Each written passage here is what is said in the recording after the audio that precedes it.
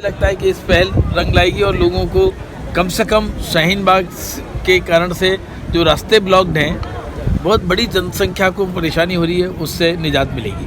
देश में लोकतांत्रिक परंपरा से चलने वाली पार्टियां हैं ही नहीं। एक भारतीय जनता पार्टी है जो लोकतांत्रिक परंपरा से चलती है, जहां आनुवंशिक या परिवारवाद से नेतृत्व तय नहीं होता है। बाकी सब पार्टियां परिवार की पार्टी हो गई हैं या जाति की पार्टी हो गई है। एक भारतीय जनता पार्टी है या फिर कह सकते हैं कम्युनिस्ट पार्टी।